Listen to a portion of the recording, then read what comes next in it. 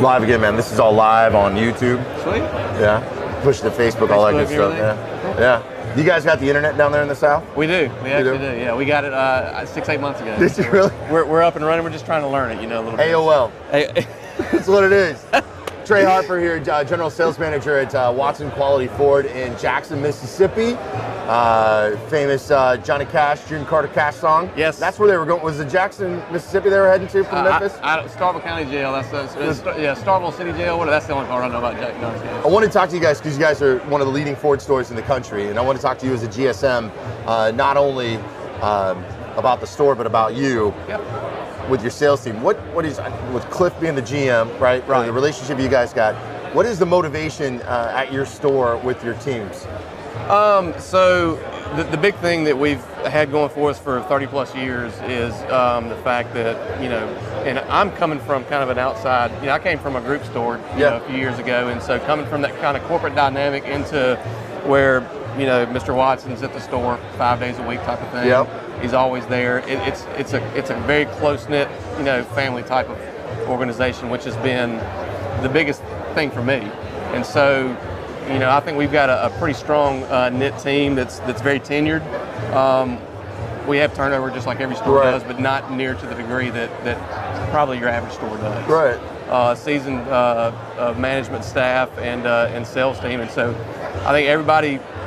It's all about working, alongside your coworker, for your coworkers is a big thing. It's that family dynamic that's really big, and that's what I think helps push us a little bit. What do we call that, culture? Yeah, absolutely. And every dealership's got good culture and bad culture, and we're no different. But we do pretty well.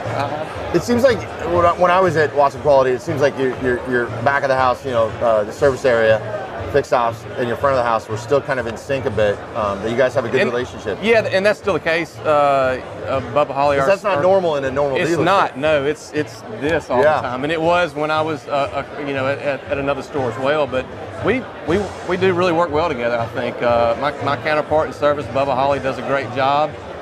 He knows he can come to me with things, and vice versa. It's a different dynamic than your normal store. So.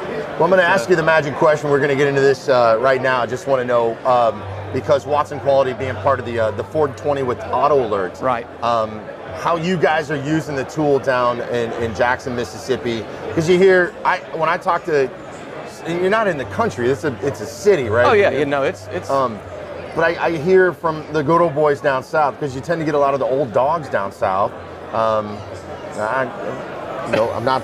I'm sorry.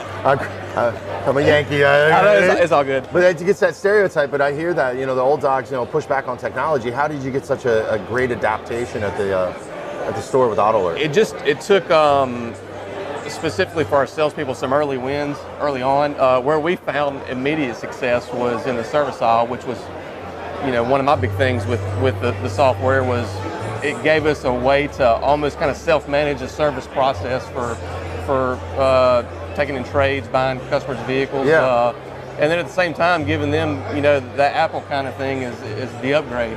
That was our first success early on, and that's what got some pretty quick buy-in from the sales side. Because anything new, as you know, is like, oh, here we go. We've got a new process coming in, but just give it 90 days and then we'll get rid of it, and so on and so forth. But we've been on it for. It's been over, a year and a half, give or take, probably. You guys somewhere are in there, and so far so good. Buying from management, and the key to it is, for any other of your stores out there, is you've got to have top-down buy-in. Yep. I hear that all the time. If your dealer principal or your GM comes in and says, "Hey, here's a great program. This is what it's going to do for you. Take it and run," and then you never hear from them again about it, how effective is it really going to be? They just throw it on to somebody. I bought this at NADA or digital dealer and run this. What do you so a challenge that I also hear from dealers out there is that their service riders are going to get mad if you're taking cars out of the service drive. How do you guys take care of that? So I just wrote a $500 ticket, and now you're telling me it's going to be traded in and it's going to the recon bucket. And all.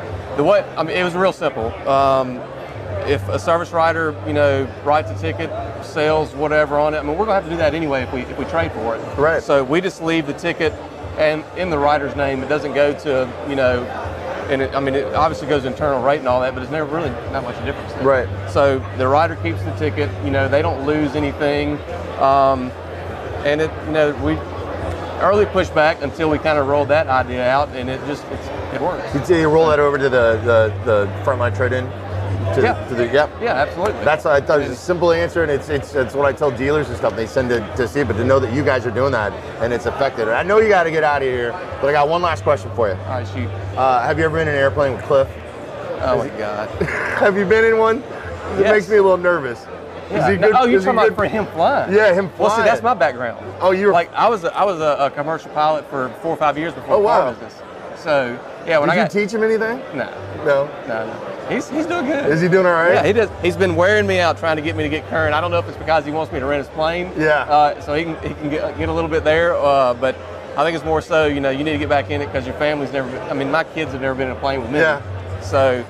Yeah, you were a commercial pilot for. I flew for a big university, an SEC school. Oh, really? You can't say which one it is? Can I hear? Mississippi State University. I mean, I'm a Bulldog, so yeah. Are you Georgia? No, Mississippi State. Oh, Mississippi State. I'm sorry. Well, is that who you flew for? Yeah, I flew with them for about 4 years. Did you, even though you're flying for them and flying the team around, do you still have to do the? This is your captain speaking. Wait, you never had to do that? No, I mean, you got to think it's a private jet, so I mean, you just really say, hey, everybody, Oh, okay. Who was mostly on your plane?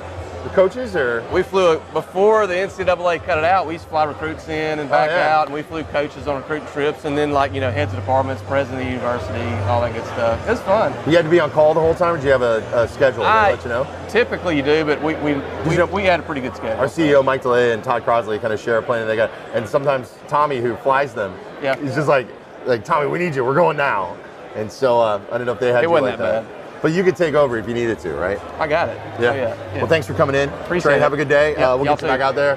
More interviews coming up. Mark, thanks a lot. And go ahead and pause this out. We'll be back with you here at NADA.